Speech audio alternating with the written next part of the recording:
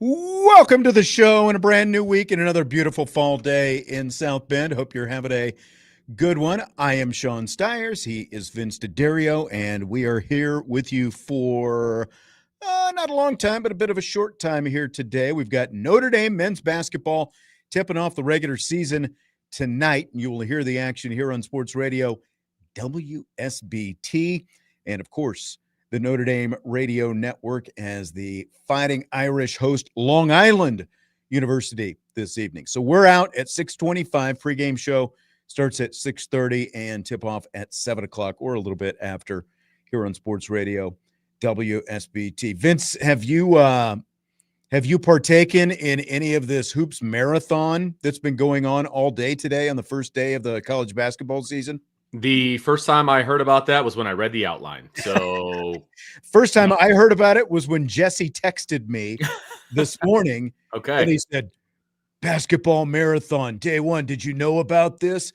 8 a.m. this morning, Queen's University of Charlotte took on Winthrop University. 8 a.m. Winthrop won, just in case you were wondering. Well, good for them. They tipped it off at 8 a.m. There's been men's and women's basketball games all day long, and so the Notre Dame men on part of this marathon of basketball today against Long Island tonight. So are they going to start doing like midnight madness like they do like on the first day of practice? You know, they have like a pep rally, but they have practice. You know, are they going to have games at midnight, like 12:01 tip kind of a deal? Not. I hope not, because have you looked at the schedule at all? The women, fortunately it's a home game. It's a 9 o'clock home game against Central Michigan on the 24th. Brutal, man. And it's all because of TV, because they got a 7 o'clock game and then they got a 9 o'clock game. 9 o'clock game should be reserved for the West Coast, not East Coast, not Eastern time. This is year 6 for me in this second stint doing Notre Dame women's basketball. I don't remember a 9 p.m. game in any of the first 5 years. I know there's been men's games. I'm talking about for Notre Dame women's basketball. It's brutal. Even against UConn, they're not tipping off at 9 o'clock. Because nobody wants to stay up till 11 o'clock on a Wednesday. Man, it tests you. It tests your soul. It's what it does. Well, at least you'll be able to do Sportsbeat that night. I know. That's Thanksgiving week, though, too. So there's all kinds of crazy stuff. Well, there's actually that same day, Notre Dame men are in Las Vegas for that Players Era tournament. Oh, yeah. They play Rock Chalk Jayhawk at 3:30. That same day. So 3:30 to 5:30, 5:45-ish. So I don't know what's happening with Sportsbeat. I was going to say that kind of cuts into what we like to do. So yeah, exactly. That'll be very interesting. Exactly. Notre Dame Navy kickoff at 7:30 this Saturday night. And that means game day show 3 to 6:30 Eastern time. Don't know who the guests will be yet. I'm sure Tim Grau will let me know here pretty soon. Something crazy happened in the NFL yesterday, Vince. When I saw it, I could not believe it. I had no idea how it happened, and it didn't just happen once, not twice, but thrice, 3 times. 3 different times.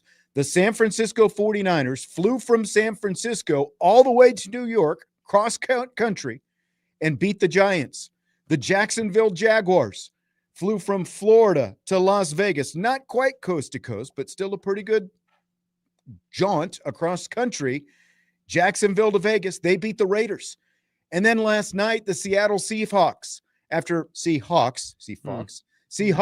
flying all the way from Seattle to our nation's capital, beat the Washington Commanders. 3 teams, cross-country travel. I don't know how they did it, Vince, because all these college coaches tell us that you can't travel multiple time zones. You can't travel across the country and win football games. How'd they do it, Vince? Well, don't ask Lincoln Riley. Don't ask James Franklin, because they haven't figured out how to make that happen yet. Ridiculous. True. It's a very true story. Look, NFL teams, they travel in the lap of luxury, if you will, you know, in a giant plane and all of these different things. But guess what? So do college kids. Yep. And they do it the day before, and they're going to be just fine. And it's once a week. And they're chartering. They're 100%. Like they're just fine.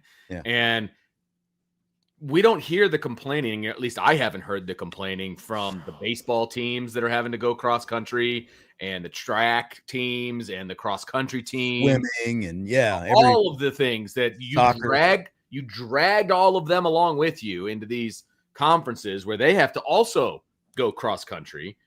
I've never heard Micah Shrewsbury or Niele Ivey complain about going cross country. I don't know. Maybe I just haven't heard it. We're going to the West Coast this year. Both men and women are going to do the Stanford Cal swing. Okay. And that's stay out there. You play on Thursday, stay out there Friday and Saturday, and then play the other team. I can't remember which one is first, but both Notre Dame men and women are going to Cal and Stanford for that swing this season. How about that Bears-Bengals game? Did you watch that? The last 2.5 minutes? I actually did watch it. I have. Wow. I usually don't sit down and watch an entire NFL game, but I happened to do that yesterday. And holy cow. Like, first of all, neither team packed their defense. Like that was there was no defense. And then leave it up to the Bears to give up 15 points in 49 seconds and then yet come back and win the game on a ridiculous missed tackle. I know. So my daughter, she had the game paused for at least a half an hour, and so she came back in because she likes, she loves the Bears. And fortunately, the way our house is set up, she can sit in one room and watch the Bears on one TV, and then I can still, like, I'm within about 10 or 15 feet of her. I'm in another room though, and I've got my Sunday ticket up, and I'm watching other games. And so all of a sudden, Jesse texts me, "Are you watching this Bears-Bengals game?" And I'm like, "No." He's like, the Bengals are about to tie it up with like however much, a minute 24 or something like that. Yeah. And I'm like, "Bailey, what's the Bears-Bengals score?" She's still watching. They're up by 2 touchdowns. 2.5 minutes are left. They're up by 14 points. Next thing you know, they're down by a point because the Bengals, of course, get that onside kick. That's after, of course, the pick six was negated when they would have been up by 3 touchdowns, but they called it back because they said the Bears defender was touched, down when he was on the ground. As you know, I'm just for anyone who didn't. Oh, no, you're good. So then, of course, they get the ball back after the Bengals take a 1-point lead, and with 37 seconds left, they score the winning touchdown. Mr. Loveland, if you please. Man. Which still baffles me that he was actually drafted, but whatever. I was just thinking, watching that, I was like, man, Loveland really hasn't done much this year. And then, boom, he scores the winning touchdown. Well, and the only reason he was in position to score that touchdown is because Cole Kmet got injured. And so he was on the sideline. True. So he was taking Cole Kmet's reps in that particular moment. But he scored the winning touchdown. So, I mean, good for him. But, like, after the Bengals scored and there was like a minute plus, to go, and the Bears had a timeout, I was like, they're probably going to be able to get down and at least get a field goal. And that pass where he caught it and should have been tackled was well within field goal range. I was like, well, that's the game. And then he slips the tackle and goes in for the touchdown. And I'm like, well, there's still 17 seconds left. So I know Joe Flacco should he have gone down a la Gunnar Stockton? Should he have gone down at the 1 and just let the seconds tick down and just kick the field goal? If you're Notre Dame, I don't think you make that call. And we'll talk a lot about kicking on today. Yeah, we will. a lot. I got a quick trivia question for you, though. Oh, no. Caleb Williams had multiple touchdown passes and multiple receptions in the same game against the Bengals yesterday. He had more than one catch against the Bengals yesterday. Do you know the last player to do that in an NFL game? Oh, the last player, like in any of the NFL? Yes. I don't know. I was gonna maybe guess what's his name from the Eagles when they won the Super Bowl. Did he have more than one catch in that game?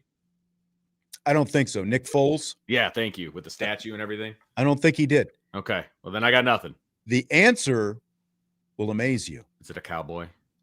It is not. It is another Chicago Bear. No way. Thanks to Good Morning Football for this little nugget. Walter Payton, 1983. Huh. Did it against the New Orleans Saints, amazingly enough. Well, the Aints. They were still the Aints back then. Yes, they were wearing the bags on their heads and they were bad. All that kind of stuff.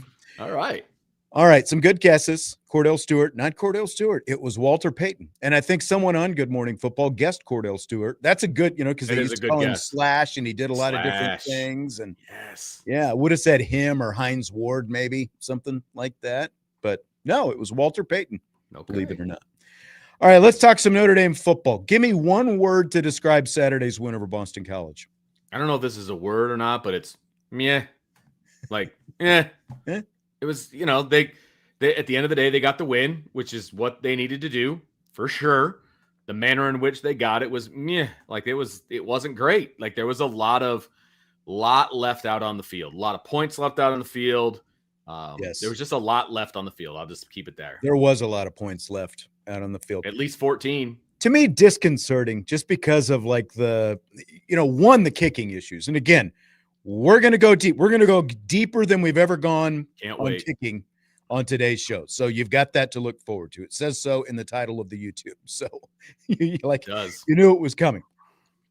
But we asked last week about if there was any chance that Notre Dame could have any kind of hangover effect, like a rust, a letdown, whatever, because you beat USC, big rivalry game and all that kind of stuff. And then you have fall break and, a bye week and fall break combined. They did practice 3 times last week, but they got the end of the week off. So they got a few days off. Guys went home and, different things like that. And they just, obviously watching that game, mental focus would not be at the top of the list of any good things that you could say about there are still some good things you can say from that game, but mental focus was not one of them. No, very sluggish. That to me, it just seemed like that was their biggest enemy. They completely overlooked Boston College. I mean, it was I think so too. Based on some of the celebrations and things like that, they just anticipated coming in here and just whooping them up and not really having to put forth a whole lot of effort. And that's why they were sloppy. I mean, they were sloppy on both sides of the ball to start the game off. And eventually the roster on both sides of the ball took over eventually, but it was not quick enough. It was not soon enough. And it wasn't just the players, right? It was the coaching as well. And I know we're going to get into that in rapid fire, but it was the coaching as well. I agree. I think that when you play like that, all things are to blame. Yeah, absolutely. Absolutely.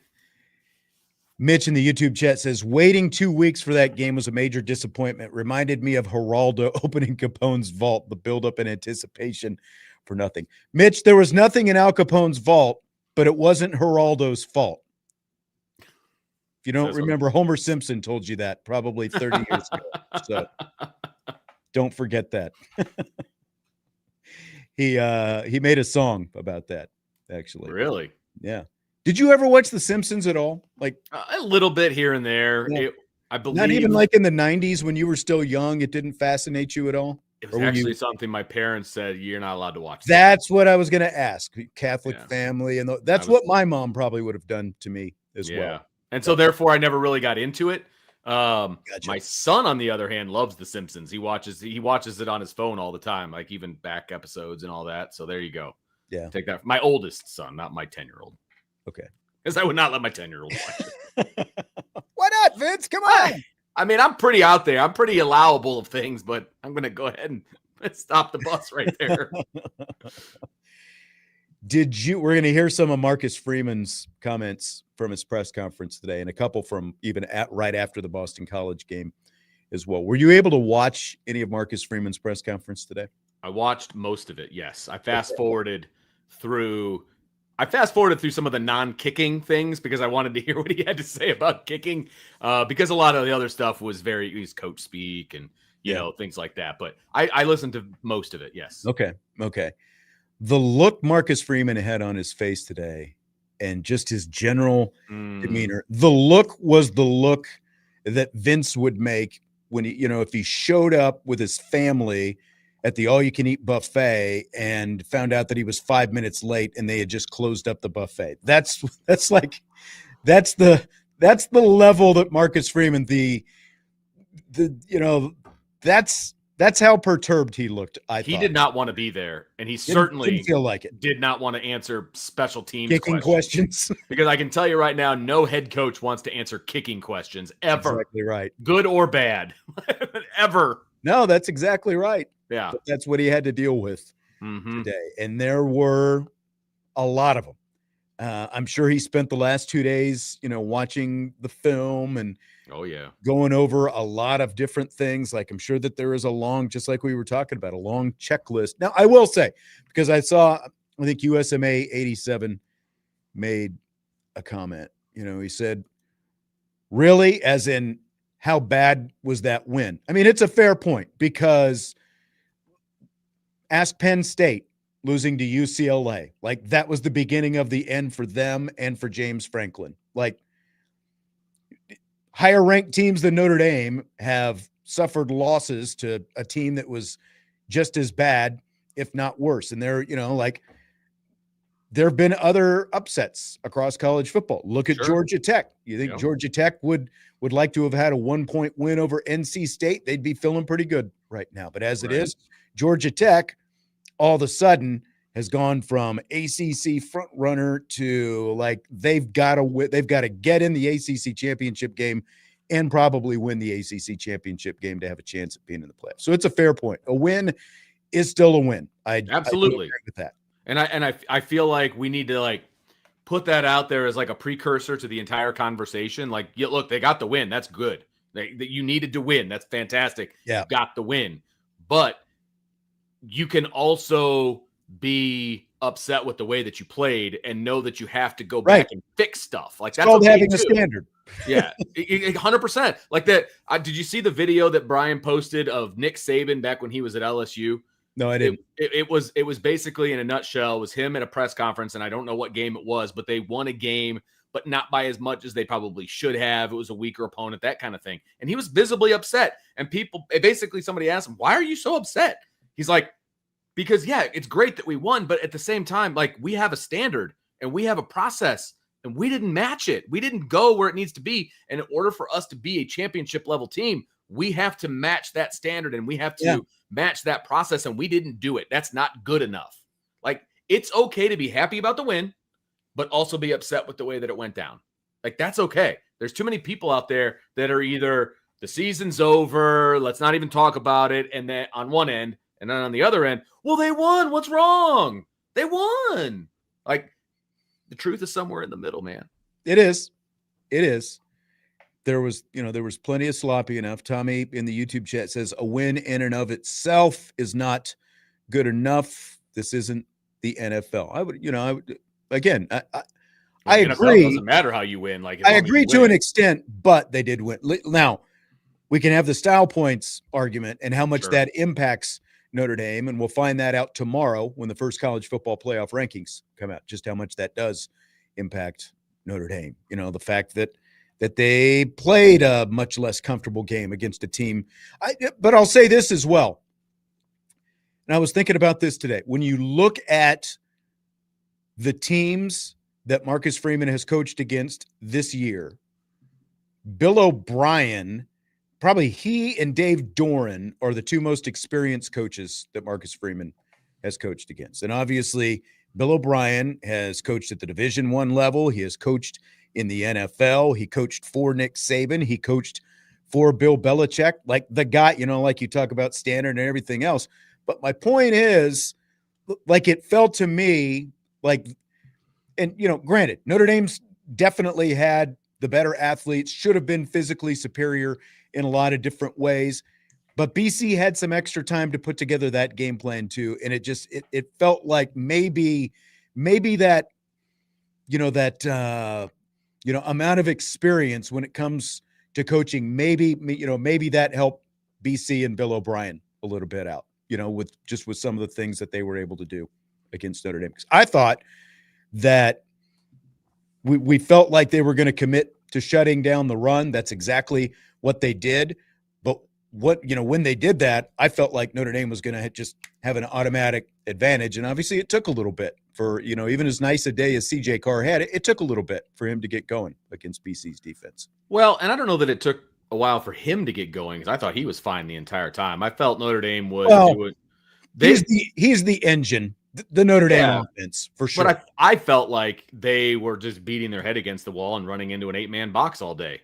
Like That's not going to work. And there needs to be some Well, but I things that think you they do. threw all 3 times on the first possession, if I'm not mistaken. No, they did. They did. Right. They absolutely did. Which But you should have done. But again, it's like you still, right. yeah.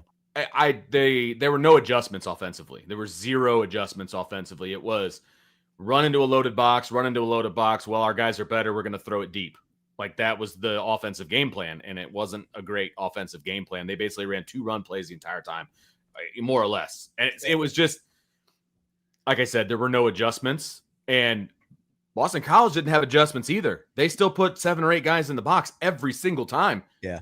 You know, even once Carr started throwing over Yeah. the top, like that was Christopher says BC sucked. I mean, you're right. Like athletically, for the most part, Notre Dame was just better than BC across the board. And I think that ultimately that's why they won that game. But that doesn't mean, you know, even for as bad as the roster might be, they were still fairly well coached, you know, like that's my point. And that can still mean something at the college. Yeah, they made a plan that was going to mess with Notre Dame. Yeah. And they did a good job and of it, that. and it did. And Yeah. but the result is what you got. And as you said, Notre Dame still left at least 13, like it was between 13 and 17 that I counted up. It was a bunch. I mean, it was on the field. So they should have scored on 6 straight drives, Sean. They should have scored on 6 straight drives. The 2 that they didn't score on in a row were the field goal miss and the fumble at the 5-yard line. Like they should have scored 6 straight times. And this would have been a completely different conversation that we're having. Let's take a quick break. When we come back, we're going to get knee deep into the kicking. We're going to hear a lot of comments from Marcus Freeman's press conference today, specific to the kicking game. We will do that when we return. Budweiser's Weekday Sports Beat with IrishBreakdown.com.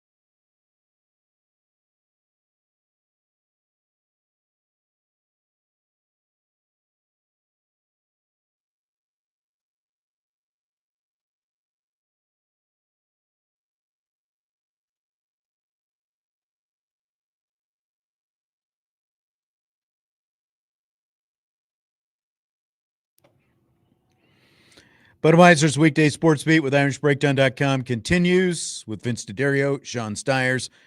Vince, this is one of those nights we've got a short amount of time because of Notre Dame men's basketball coming up here in about an hour. We're going to wish we actually had about a half an hour, like more than we usually do because of all the stuff that we're going to try to cram in here. So I'm not going to waste any more time.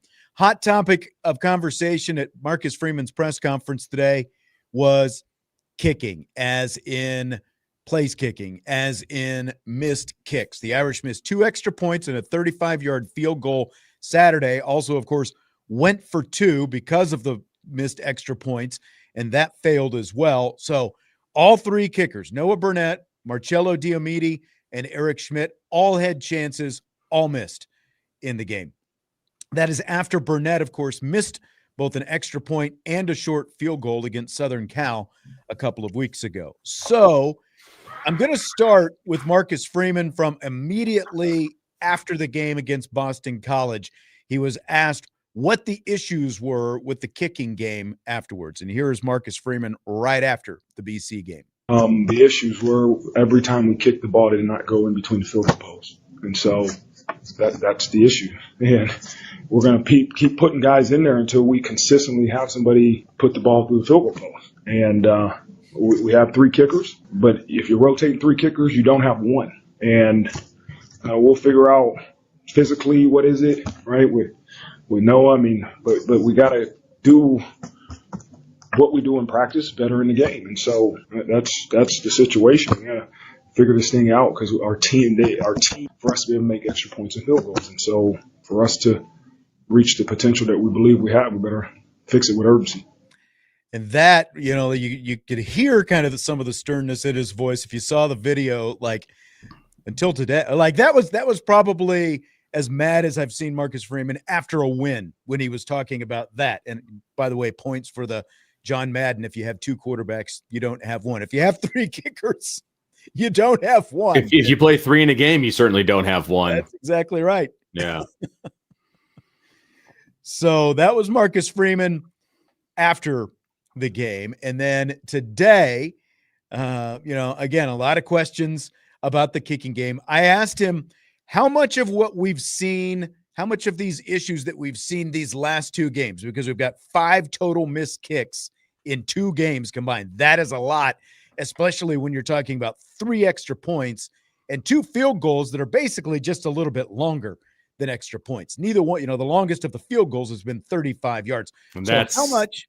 I'm sorry. I know you got to make that kick. Anything inside 40 needs to be made. Yeah. You're a Division I kicker on scholarship. Yeah, you got to make that kick. I'm sorry. I don't think any of us disagree with that. But so how much of the issues that we've seen in these games have shown up in practice, or is it showing up in practice? By the way, this was the best question that was asked about kickers. Oh, thank you, Vince. You're welcome. Mr. Kicking Guru. It was a legit question. Like it was, are you seeing this in practice? Like that's a legitimate question, unlike some of the others. We'll hear most of them. Here we go. Yeah, most of it's game.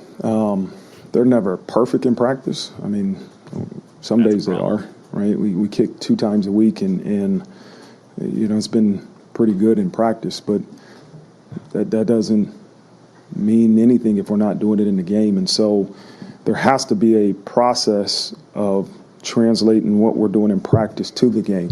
And that's why I say a lot of it is mental. There's a technique to it, right? There's a technique to kicking a football, but there's a human element. When all of a sudden you're out there on Saturday that can mess with your mind, mess with your head, and get you to revert back to a technique that isn't producing consistent results. So we have to really have a plan of attack for the human element that happens on Saturday. There's added pressure.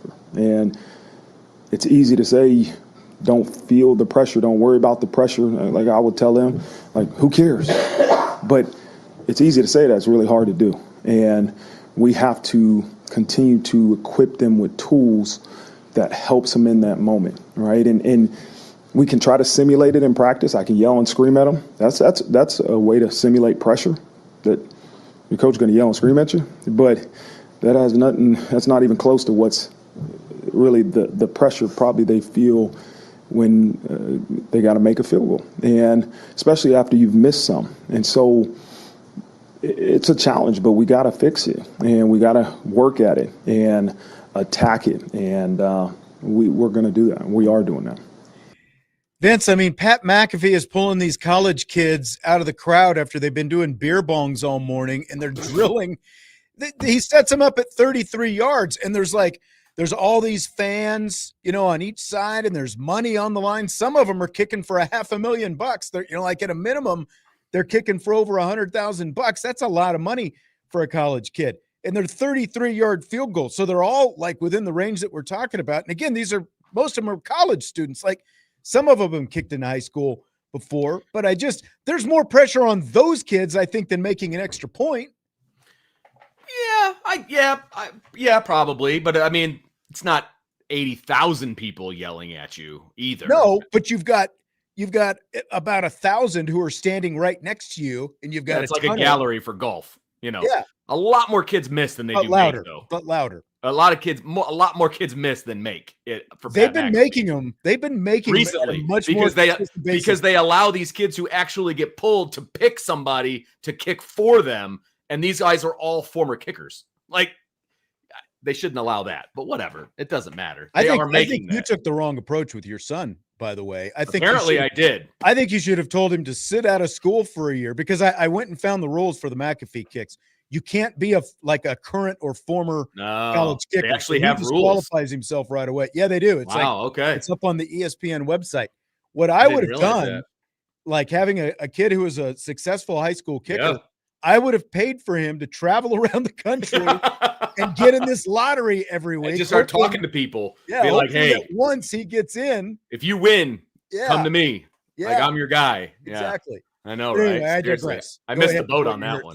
For Marcus. No, I definitely missed the boat on that one for sure. Look, we're gonna hear more cuts. Obviously, do you want my solution to the kicking problem now, or do we want to listen to some more cuts? All right. Do you want to hear more cuts? Yeah, first? let's some more cuts. Because he talked a little bit. The one thing though, Christopher asked this. He asked you, "Are they kicking too much in practice?" And you heard in that last cut, they're only kicking twice a week. What he said. There's a difference though. They're only kicking with the team twice a week. The thing about Notre Dame and any major D1 is that they've got multiple fields that they can use. And so the kickers are always on a field all by themselves, kicking the entire practice. And so what else are you going to do? Like, you'd be mad if they weren't most of the time, right? I would not be mad, because there is such a thing as over kicking. Okay. All right. But keep going. But the point is, what you're here the only practices that we've been to were way earlier in the season. And that's what we saw. I don't know what they do on a regular basis.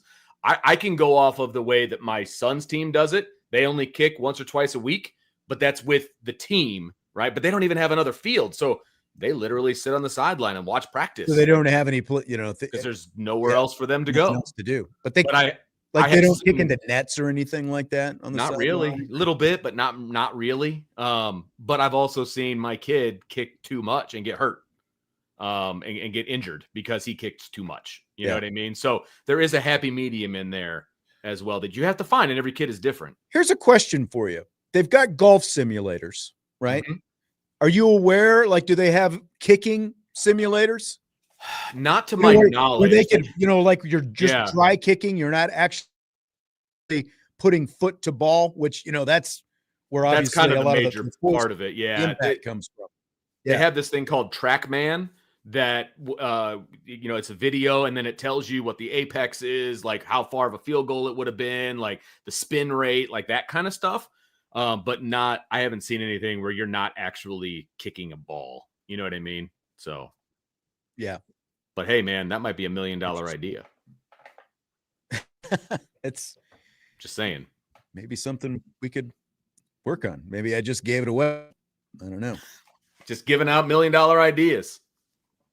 I guess so. I do agree with whatever this guy's handle is on YouTube. The Lido deck. For all that is holy. Lido deck, is that what that is? Yeah. I couldn't tell if that second was like a double L or what that was. Okay. The Lido deck. Lido deck life. For all that's holy, can we at least kick an extra point this coming weekend? Look, all three of the guys that are on Notre Dame's roster were nationally ranked kickers. They should all be able to kick an extra point. It's all mental at this point. It's all mental. And that's part of that is the coach's problem, coach's fault. Okay. So Vince is pointing the blame at part of that is the coach's fault. All right. Yes. All right. Freeman referenced, like some of it being mental, some of it being physical, and he talked about a mental plan. So what does a mental plan look like for a kicker? Yeah, we've been working really hand in hand with Joey Raymaker, our sports psychologist. He meets with the specialists weekly, but we need to do more, right? And equip them with the right tools and practice the right tools so they can utilize them in crucial moments. Like, it's one thing to hear different ideas of what you can do, but if you don't practice them and work at them, you can't use them. You can't use them when they matter the most. You got to really work at them. And so we have a plan, right? And you're going to put as much work into the plan on the mental side as you do on the physical side. We'll kick them 2 days a week like we always do, and there's going to be 2 days a week for multiple lengths of time that they're working on practicing those different tools that could help them in those moments. All right. So what do you think of that, Vince? I mean, having extra mental coaching and all that's not there's no way that could be a bad thing. So, I'm all especially for that. Since it seems like when you're missing extra points and chip shot field goals, it's like more mental than anything. It's 100% mental. And the way the coaches are going about who is taking those kicks is also part of the problem, right? If you are a kicker, it's already a stressful job because so much has to go right in order for you to kick a good field goal or a good extra point, snap, hold, all of those things. For Notre Dame this year have not been great, by the way. So it's added pressure when you go up there thinking to yourself, okay, well, if I miss this kick, I lose my job, right?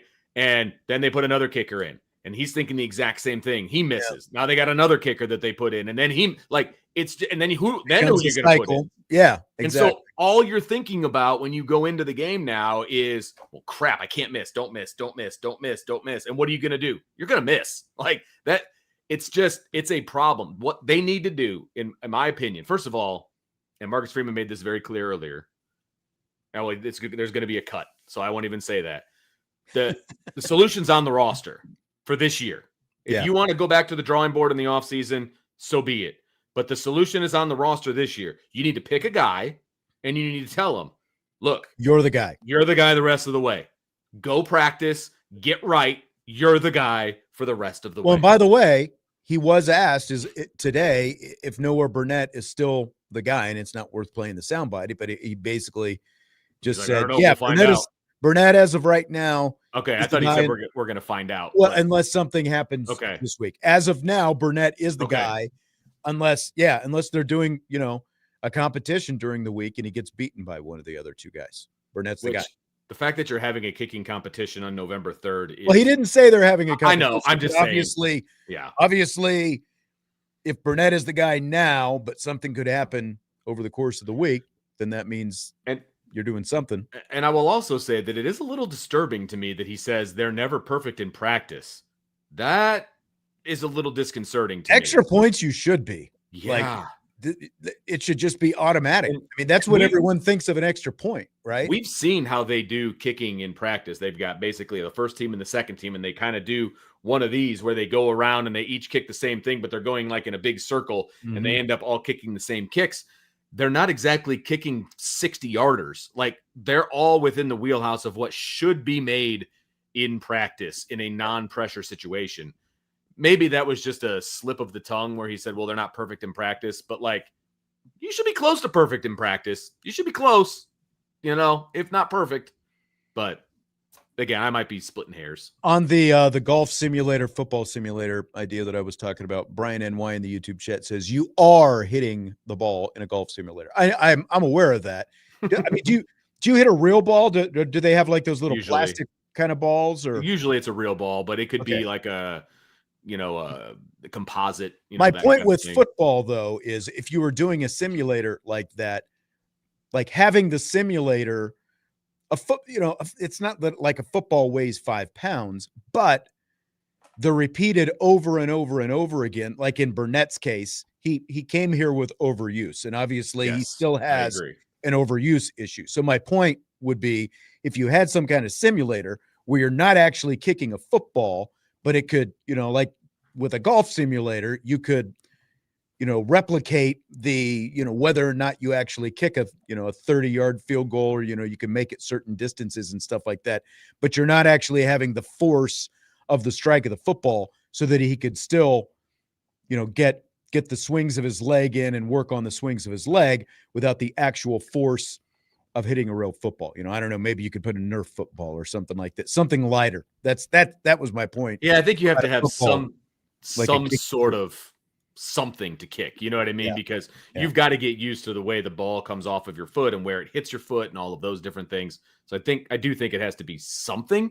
But hey, I am not an expert on kicking when it comes to preparation and all of those. And I'm not an expert on physics or any of that. Right. It was just right. Because we see a lot of hip issues with kickers because just the swing of your leg over and over and over again. Swing the leg plus the force. Yeah, all of that. Yeah, absolutely. I think that's like part of how Brandon Aubrey, for like as well as he's done, the fact that he didn't do that and it was mostly soccer. Can we talk about that for a second? You want me to play the cut first? Please do. You want me to play the cut? Is Okay. the question in the cut? Because it was the way it was asked was just like I wanted to punch the screen. Well, yeah. I mean, the question started with Brandon Aubrey's doing really well in the NFL. I can't remember exactly what came next, but it was like basically Brandon Aubrey was a soccer player at Notre Dame. He's doing real well in the NFL. Why don't you go to the soccer team and pick somebody up? That was the question. So that was kind of the gist of the question. Here is the answer that Marcus Freeman had to that. The NCAA rule that before the season you set your rosters at 105, and there's guys that you can declare grandfathered in that were previously on your roster, but once your rosters are set, you can't add anybody to your roster, and so that's why we can't do anything about that right now. That was a very political answer for a very terrible question. Can we talk about Brandon Aubrey's career?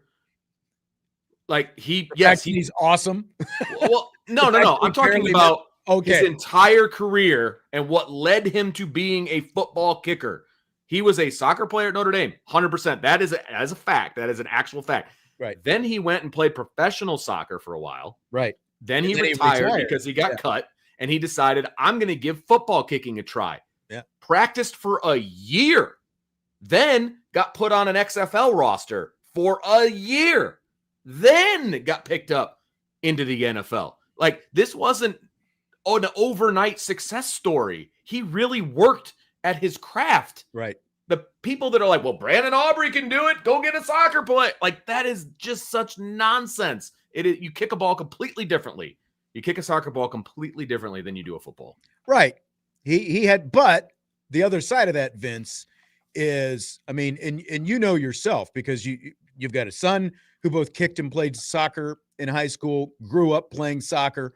A lot of these guys, when they get to high school, if they haven't kicked before, like the football team will, hold tryouts with soccer players. And it's like, can you kick an extra point? You know what I mean? Right.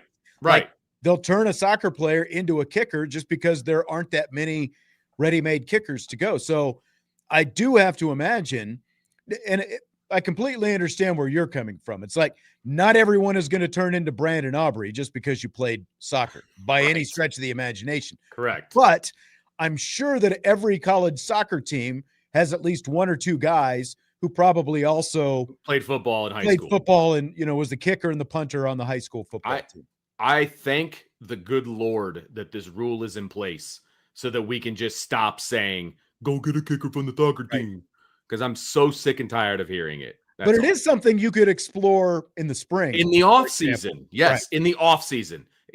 No stone unturned in the off season, right? I'll be sitting by my phone waiting for Notre Dame to call, because apparently any middle-aged fat guy can kick an extra point according to social media. So everybody wait by your phone because you might get a shot at kicking for Notre Dame. Well, at least 20-something frat boys can kick if they're on Pat McAfee and College Game Day. That's fair. But again, a lot more people miss than make. I'll just want to say that. As a rule, it's funny because like in the first couple weeks of the season, I was listening to an interview with Herb Street, not on Game Day, but he was on a podcast, and somebody asked him about, like the kickers. And this was like week 2 or 3 after a couple guys, like the two guys had already He was made it. losing lots of money. Well, and what Herb Street said at that time was, I would set the over under for the rest of the season at 2.5. Yeah. And I think since that, there's been probably like at least 5 more guys who have made them. I know the Vandy guy made it a couple of weeks ago, and what the Utah kid made it this past weekend, right? Like, I couldn't tell you because YouTube TV doesn't have ESPN, right. So I don't know. I know more miss than make, but there have been a lot more makes than there traditionally. I think this is year 4 maybe for doing it, something like that. There have been more makes this year, a lot more makes. I think they're batting around 500. I'll have to look and see if someone's got that up someplace. They need to get rid of if you win the raffle, you get to have like a proxy. They need to get rid of that. I didn't know they had that. Oh, that's how most of them are making it, because they whenever they have like 2 people. So you win so that's why 2 people show up sometimes. So because like you're kicking, okay. Person A wins and they're like, no, I want this person to kick for me. Yeah. And it's always somebody who's kicked before. It needs to be you. That's right. Yes, that's absolutely. Exactly right. Absolutely. All right, we're going to take a break. When we come back, we will begin rapid fire a little bit earlier than usual. Not going to be a whole lot earlier than usual because we're backed up a little bit this hour, but we're ending at 6:25. That's what we do. Rapid fire is next. Budweiser's Weekday Sports Beat with IrishBreakdown.com. Kickers rule.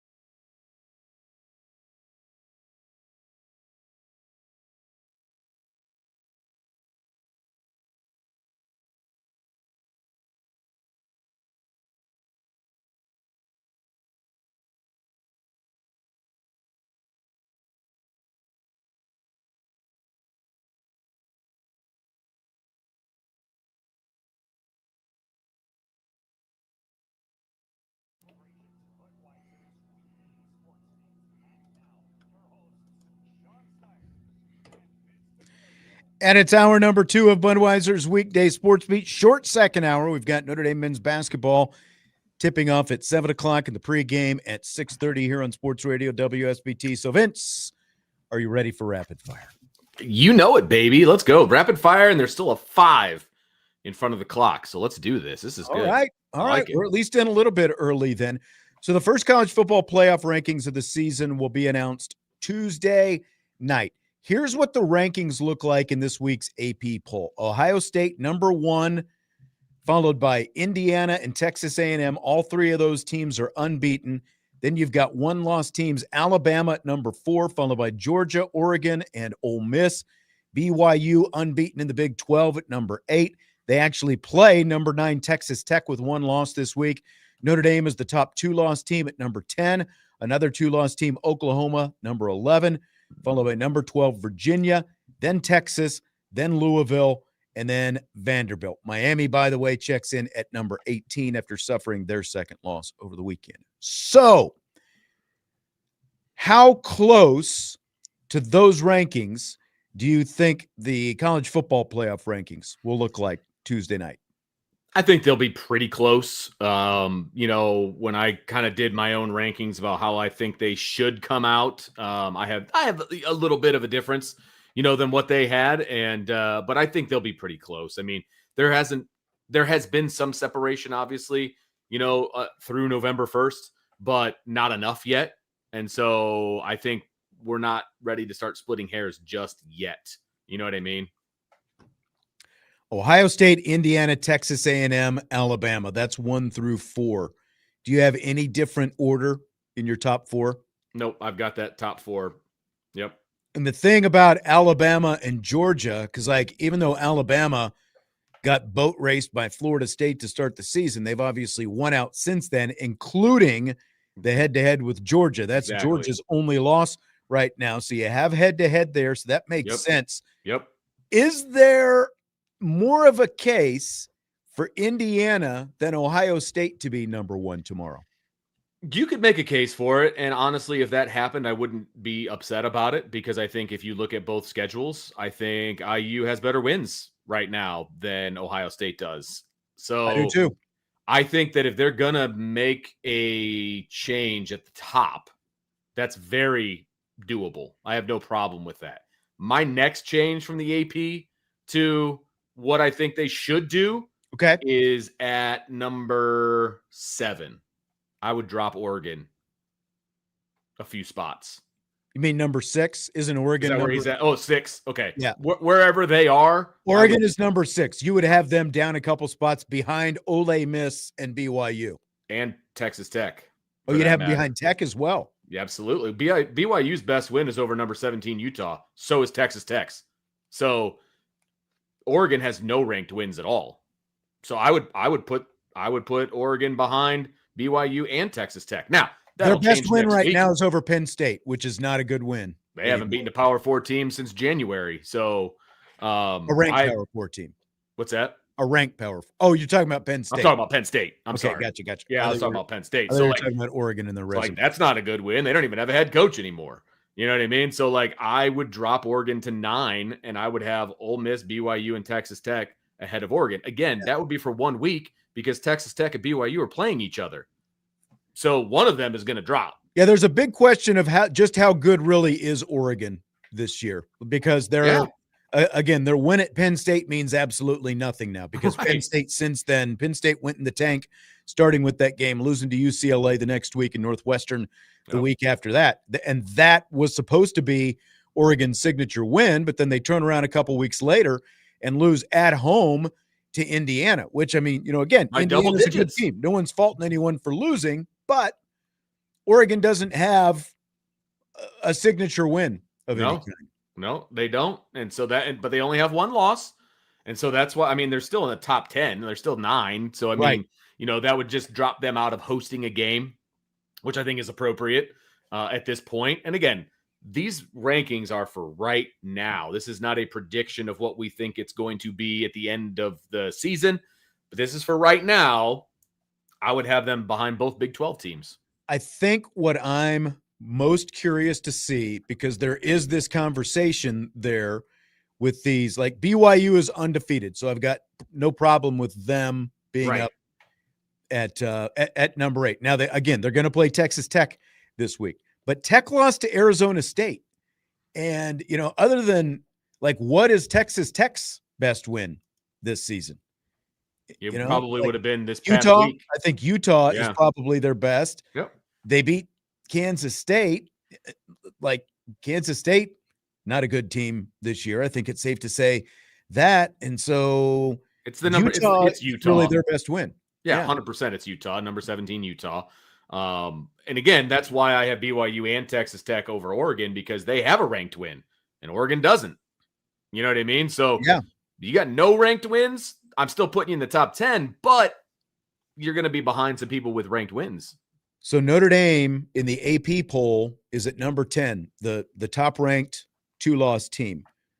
Again, they've got Miami all the way down at number 18. I'm really curious to see what the committee does with Miami and also what they do with USC, to be quite honest, because we've seen before with these college football playoff committees where, especially like these teams that are down in that 15 to 25 range, they really take some liberties with where some of those teams are. And it feels like it is to justify maybe how highly they have other teams ahead of them ranked.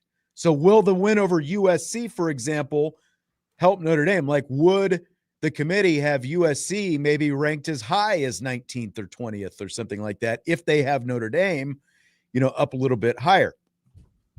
The short answer is yes, because they manipulate that 15 through 25 very much to back up what they want to do with the top 15 Exactly. teams. They've done that. They basically make year. those more quality wins. Yes, 100%.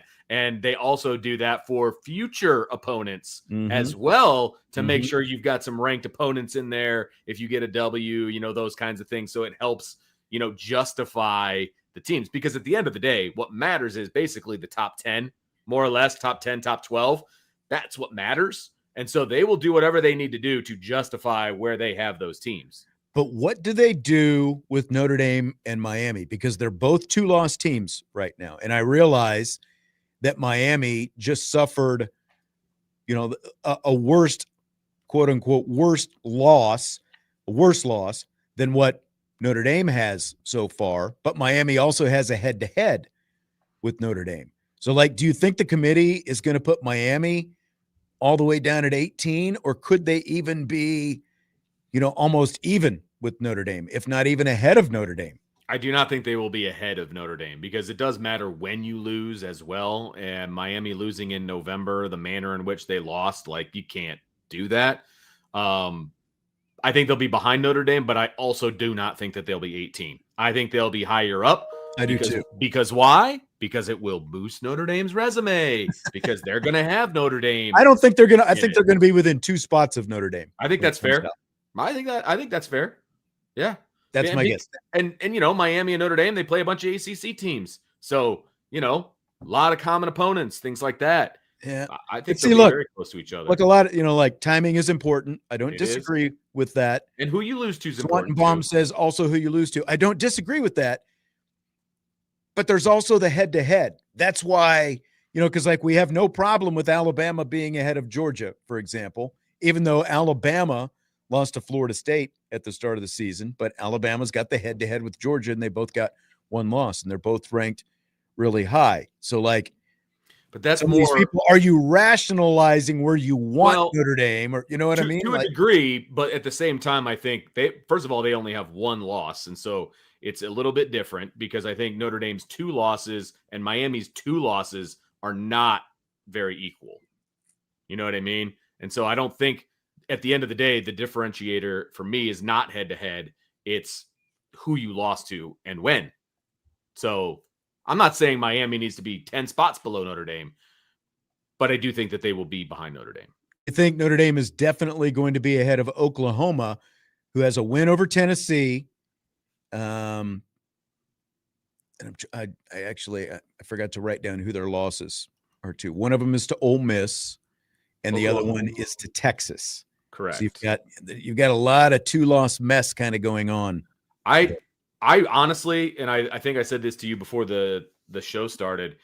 If you've got Oklahoma over Notre Dame right now, I really don't have a huge issue with that. I think they're very comparable. I think there's right a now. case. Yeah. They have better wins than Notre Dame has, and Notre Dame has better losses, if that's a thing. So, like, the bigger question for them is the health of Mateer, because he got hurt again. And you know, you brought up before we started the show about how Florida State got left out with an undefeated team 2 years ago because of the quarterback. Because their quarterback was injured. Right. The biggest issue for Oklahoma is their next game, which isn't this week, it'll be next week. Their next game is on the road at Alabama. And then they also have Missouri, who's ranked, and then obviously a no head coach LSU. Yeah. But they've got a tough last 3 games of the season. They do. And Notre Dame doesn't have that. And right? It could also be with a backup quarterback or an injured Absolutely. quarterback trying to play. So that's why right now, if you want to have Oklahoma over Notre Dame, okay, cool. I think but again, I think that particular argument will shake out by the time you get to the end of the season. Yeah. So we've both got Notre Dame in. I think the highest they're going to be ranked is 10th. Yes, I think there's a good chance they could be 11th or 12th though, as well. And of course, the X factor in this is like where they put Memphis, you know, like how Memphis shows up in this, because the top group of 5 team is going to get in. So even though they're doing straight seeding this year, the top group of 5 team is going to get in. And right now that is Memphis, and they are sitting at number 22 in the AP poll this week. So that's going to bump somebody. So it is important, you know. And the other thing is, like, Virginia in the AP poll is sitting at number 12.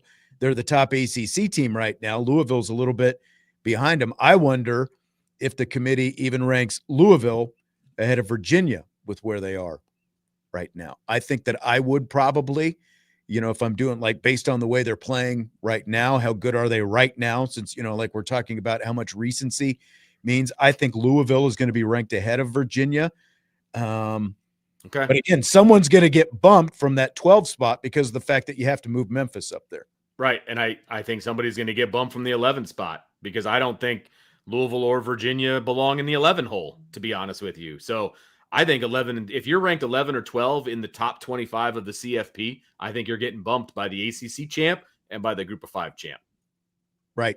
So that's going to be the problem for tonight. And again, that might not be the issue in a few weeks, but I think that's going to be the issue tonight. You know, the other thing that factors into this, though, when we start talking about Notre Dame, and, you know, I was talking about this at the end of last week with independence, and, you know, because of Notre Dame's, I think it helps Notre Dame being an independent, you know, taking the whole conversation about conference championship games out of it, because of the fact that they play such diverse schedules, because of the fact they've played Big Ten teams and SEC teams, and they play all these ACC teams every year. Well, they have a resounding win over NC State this year from what, about a month ago at this point, not quite a month ago.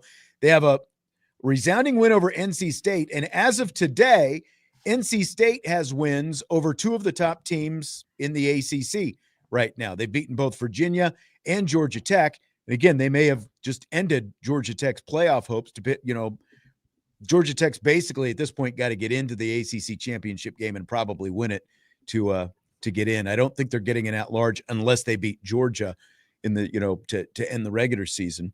But again, so, you know, when you evaluate Notre Dame, that's part of the factor as well. They've got a won handily against NC State, and NC State has beaten 2 of the teams that are at the top of the ACC standings. I agree. That's all part of the conversation, though, too. You know what I mean? And so, and again, I have Notre Dame 10, but if you put Oklahoma 10, like, okay, I mean, that's fine. I get it. And then you want Notre Dame 11. Okay, that's fine. Again, they're going to get bumped by the ACC champ, and they're going to get bumped by the G5. So they would be the first team out of the tournament if that's the case. So things to look for tomorrow night, I think, are who's the top ranked 2-loss team, okay, in the initial rankings, because that's going to tell you a lot about what the committee thinks about 2-loss teams. Exactly. That's going to be the biggest and it's thing really, to look for. It's really going to go a long way toward what Notre Dame's playoff chances are. Absolutely. And I think the top of the ranking, Ohio State, Indiana. I think they'll put Ohio State ahead because it's Ohio State. I still think that's a thing. Yeah. And they're the defending national champ. They haven't Yeah. lost since Thanksgiving weekend last year. Absolutely. And so, you're the champ until you're not, right? Mhm. And so I have no problem with that. And then I'm also curious to see what they do with Oregon. Like, those are the things that I'm going to be watching for. And then, of course, 15 through 25. What does that look like? Where are they propping teams up? Who are they propping up Yeah. with those? Yep. Yeah. Exactly. We're going to take our final timeout, and then we're back to wrap things up. More rapid fire still coming. Budweiser's Weekday Sports Beat with IrishBreakdown.com.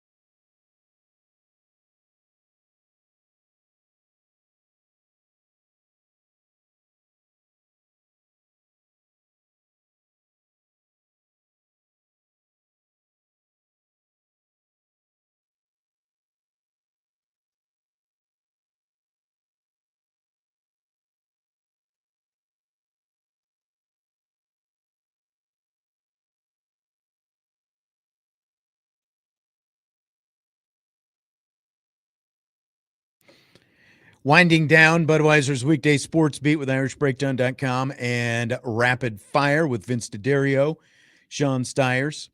Time for a few more questions before we have to leave for some Notre Dame men's basketball tonight. Fill in the blank, Vince. Jeremiah Love striking a Heisman pose after his 94-yard touchdown run against Boston College was blank. Classic. It was classic. Why not? Huge play. And, biggest play of the game, obviously, I have no problem with it. I mean, at this point, if you're not pubbing yourself, then you're not going to make it down there. So pub yourself. This is 2025, man. Pump yourself. Yes. Pub yourself. Like this, go after pub it. yourself. Okay. Pub. Yeah. Pub, like publicize, like get it out there. I got you. I thought you were like pump yourself. Oh, that too. Pump yourself. I like that. I like that. It's the start of the campaign, man. It's like, this is it. I think maybe Jeremiah Love officially launched himself into the Heisman race, even though over the weekend I've seen some Heisman lists, and one of them actually included CJ Carr and not Jeremiah Love. It's like CJ Carr is awesome. He has been great this year, but it's like that run for Jeremiah Love to me was like the launching off point. And I thought it was the perfect time to strike a little Heisman pose in the end zone as well. And, like the barking at the bench down the sideline. Did you see the tweet from his dad? I did. Apparently he was doing it because he said the coach. He didn't say which coach, if it was Marcus Freeman or J1 Sider, like they challenged him that he didn't have another 90-plus yard run in him. And so that's why he was barking at his own sideline. I dig it. On that run. That was awesome. I dig it. I think I think that's great, man. They challenged him. He did it. I mean, he went untouched for 94 yards. One of the best blocked runs of the season. Fill in the blank. Jesse used the adjective fantastic to describe Notre Dame's defensive performance on Saturday. Your adjective to describe the Notre Dame defensive performance is blank. My adjective is good, not great, is what I would say. They were really good. Those are two adjectives. You're right. I will say, well, can I use like a modifier? How about very good? They were very good. They were very good. I'll say very good. So a modifier to my adjective, because good isn't good enough. They were very good, but I would not say fantastic because there was too many missed tackles that allowed those really long. I mean, they gave up 3 double-digit play drives. Like, that's not good. You can't do that against a team that's 1-7. You can't do that. I don't completely disagree because of the missed tackles. I think some of that had to do with coming out of the break. But, like, here's the thing for me. It's hard to find one adjective to adequately describe how they look because I don't think that they were fantastic. I would agree with that. I don't think they were exceptional by any means or spectacular or, anything glowing like that. I do think that they were really good. So, maybe that's a double adjective as well. But I would say it was probably quality, like a quality defensive performance, even though, you left, I think, wanting a little bit more than either Jesse or I because of some of the yardage and stuff like that. But they held BC to 12 net rushing yards on 33 carries. That is less than a yard per carry, 0.4, a decimal point and 4 yards per carry. And, they finished with 5 sacks, 12 tackles for loss. So they were disruptive up front, 9 quarterback hurries as well. BC had 281 total yards, which is the second fewest they've allowed this year. And they also averaged just 3.6 yards per play, which is the lowest in terms of Notre Dame's defensive yards per play allowed this year. And I get it. They had lost 7 straight, and now they've lost 8 straight. But for the most part, they did what they were supposed to do. Here's what I think. I think that, like you talked about, letting some of those drives linger and that kind of thing. Like, would you have only been satisfied if they had gotten a shutout against Boston College? Like, it feels like maybe, that's kind of how some people feel about it. I feel like between the kicking struggles and the fact that the offense, even though statistically the offense ended up with a better looking game, they go the first quarter without scoring. BC, gets the field goal, and all of a sudden it's a 12-10 game. So it's still very uncomfortable. And, the fact that they missed the 3 extra points and a field goal, that's 6 points in itself right there. The 3 extra points and the field goal. Price fumbles. So now, inside the 5-yard line. So now you're talking about 13 points and they miss a field goal. That's 16 points right there. Would you feel differently about the defensive performance if the scoreboard ended up reading 41-10 instead of 25-10 at the end of the game? Because I feel personally or fans, I feel like some of the offensive choppiness led to sort of how you feel about how the defense played. Are you talking about me personally or fans? You can go either way. You personally, I think to your point, I think fans are absolutely, as a whole, are very much the way you said it. I watched a cut up of just defensive plays, for 35 straight minutes of just defensive plays. They too many misses, too many. I mean, here's the other thing. It's not just the players. The scheme that they were running was very reminiscent of the first few games of the season. And that's fair. I think. And Corey, first half of the game. Corey asked this in the YouTube chat. Is no one concerned that Chris Ash reverted to his old ways this game? He did. I think he got scared too fast with the threat of Grayson James' legs because he went, running quarterback, a guy, dual threat. I think that's where he got scared. He didn't want Grayson James to impact the game with his legs. And so what it ended up with is this dink and dunk, and some of the drives continue and they're converting on 3rd down, 3rd and short, and stuff like that. It's Chris Ash, I know you've watched Grayson James on tape, but you look at his stat sheet, he had like 61 yards going into the game. It's like I think he can extend plays and do some different things, but I think that he was too overly concerned with James impacting the game as a runner. And I think that's why he reverted to that. Yeah. And there's also, Christian Gray didn't play. And so I think they ran more zone because Christian Gray wasn't in the game. So, I mean, that's a reason. I don't like that as an excuse, but it's a reason as well that they ran more zone than they did because there was just way too many easy access passes. 3rd and 14, and you allow a slant for a first down. Like, that's not okay. And again, that's not the player's fault. That's how they were lined up. You know what I mean? But you can't do that. Tommy in the YouTube chat says it was blatantly obvious when Ash went from the Notre Dame defense to the Ash defense. Vince, I think this is a record. We hit 2 topics in quote unquote rapid fire. Hey, tonight. less work for tomorrow. You'll be ready to go for tomorrow, Very true. Very true. All right, we've got Notre Dame men's basketball coming up. Season opener as they host Long Island tonight. The broadcast starts in about 5 minutes. We've got Notre Dame women's basketball later this week. We are out. We'll be back tomorrow. Budweiser's Weekday Sports Beat with IrishBreakdown.com.